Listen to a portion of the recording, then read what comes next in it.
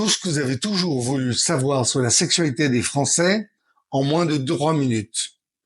Je me base sur l'enquête nationale sur la sexualité des Français publiée en 2024. Résumons tout cela à un mot. Plus de choix, moins d'action. Commençons par la bonne nouvelle.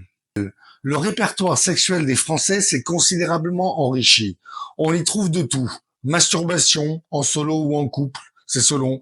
Sexe oral, sexe anal, sexe virtuel, sexe augmenté. Bref, la créativité ne manque pas. Mais l'appétit, lui, semble en berne. En 2024, les femmes déclarent en moyenne 6 rapports sexuels par mois, les hommes 6,7. C'est moins qu'en 2006 où on flirtait avec les 8,5.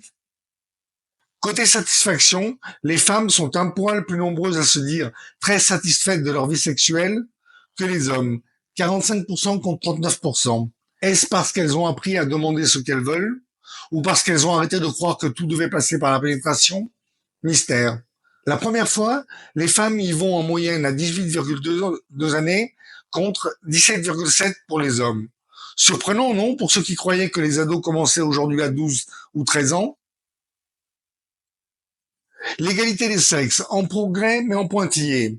On observe une nette montée de la norme d'égalité entre les sexes, une remise en question de la fameuse disponibilité sexuelle des femmes, c'est-à-dire le faire pour faire plaisir.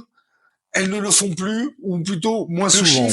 Mais les chiffres rappellent que les inégalités persistent. Les hommes continuent de déclarer 2 fois plus de partenaires au cours de leur vie, 16,4 contre 7,9. Une différence qu'on explique non pas par un décalage dans les pratiques, mais dans la comptabilité. Les femmes compteraient ceux qui ont compté dans leur vie, les hommes tout ce qui passe.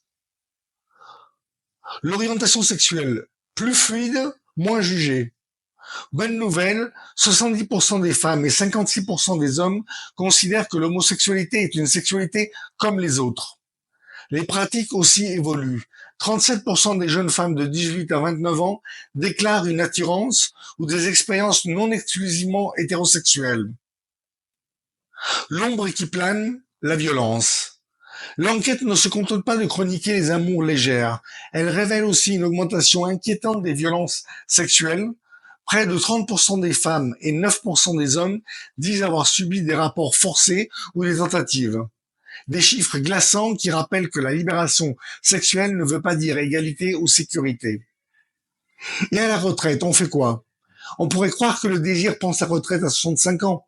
Faux. L'enquête montre que l'activité sexuelle se poursuit à un âge avancé. À 80 ans passés, 40% des hommes déclarent encore une vie sexuelle active. Les femmes ne sont qu'à 11%. Le déséquilibre s'explique par moins de partenaires, plus d'isolement et un vieux réflexe culturel où madame se tait pendant que monsieur se vante. Rien de neuf sous la couette. Conclusion, la France au lit, c'est compliqué. On vit une époque où on explore plus, où l'on tolère mieux, où l'on parle davantage. Et pourtant, on fait l'amour un peu moins, parfois avec un peu plus de stress, parfois avec un peu plus de tendresse, souvent avec plus de conscience. La révolution sexuelle version 2023, ce n'est plus faites l'amour pas la guerre, c'est faites ce que vous voulez, mais demandez avant, soyez gentils et fermez votre ordi de temps en temps.